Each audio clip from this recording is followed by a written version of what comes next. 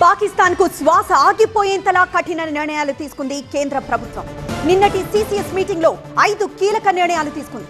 వాటి సారాంశం ఏంటి, ఏ విధంగా అమలు చేయబోతోంది? మా అసోసియేట్ ఎడిటర్ మహాత్మా డీటెయిల్స్ అందిస్తారు.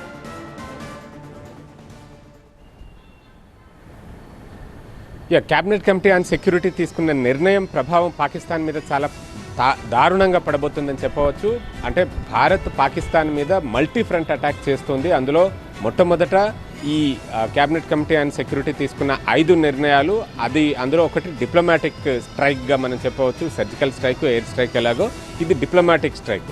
ఇక్కడున్న దౌత్య సిబ్బందిలో చాలామందిని వెనక్కి పంపించే ప్రయత్నం భారత ప్రభుత్వం ఆల్రెడీ చేపట్టింది. ఇప్పటికే పాక్ హై కమిషనర్కి సమన్లు జారీ చేసి ఇక్కడ హై కమిషన్లో నేవీ, ఆర్మీ, ఎయిర్ ఫోర్సు వాటి సలహాదారులుగా ఉన్న వాళ్ళందరినీ పర్సోనా నాన్ గ్రాటాగా డిక్లేర్ చేసింది. సో దట్ వాళ్ళంతా కూడా దేశాన్ని విడిచి వెళ్ళిపోవాల్సి ఉంటుంది.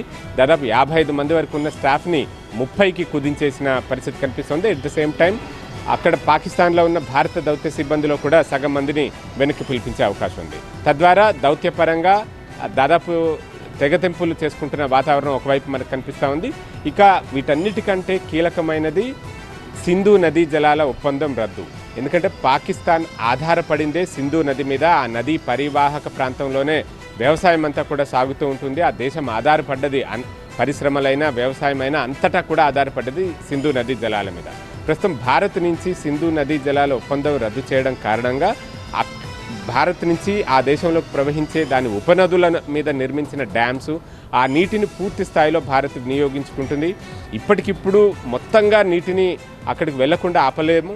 కొత్తగా ప్రాజెక్టులు కట్టుకుని ఆ నదీ జలాలను పాకిస్తాన్ వైపుకి వెళ్లకుండా దారి మళ్లించడానికైతే ఆస్కారం ఉంటుంది. ఇది ఆ దేశ ఆర్థిక స్థితిగతుల్ని సమూలంగా ప్రభావితం చేస్తుంది.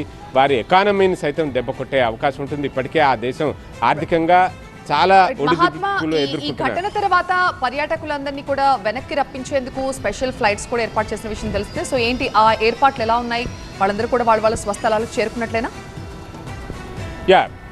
ఎప్పుడైతే పహల్గామ్ అటాక్ జరిగిందో ఆ వెంటనే అక్కడున్న యాత్రికులందరిలో కూడా ఒక పానిక్ సిచ్యువేషన్ ఏర్పడింది. వారంతా కూడా భయాందోళనకు గురవుతున్నారు. ఏ మూల నుంచి ఉగ్రవాదులు కాల్పులు జరుపుతారో అన్న ఆందోళనతోటి వారంతా శ్రీనగర్ని విడిచిపెట్టి బయటకు వచ్చేందుకు ప్రయత్నాలు చేయడం, ఎయిర్పోర్ట్లో పెద్ద ఎత్తున క్యూ కట్టి ఉండడం, ఇదంతా గమనించిన కేంద్ర పౌర విమానయాన శాఖ మంత్రి రామ్మోహన్ నాయుడు హుటాహుటిన ఎయిర్లైన్ ఆపరేటర్స్ అందరితో కూడా మాట్లాడారు. ఎయిర్ ఇండియా నుంచి మొదలుపెట్టి అన్ని ఆపరేటర్స్ తోటి మాట్లాడి అదనపు ఫ్లైట్ సర్వీసెస్ని నడపాల్సిందిగా ఆదేశాలు జారీ చేశారు. అంతేకాదు వాటికి ఈ డిమాండ్ని బట్టి ఆటోమేటిక్గా ధరలు పెరిగిపోయే పరిస్థితి లేకుండా నియంత్రించాలి, నివారించాలని చెప్పి కూడా సూచించారు.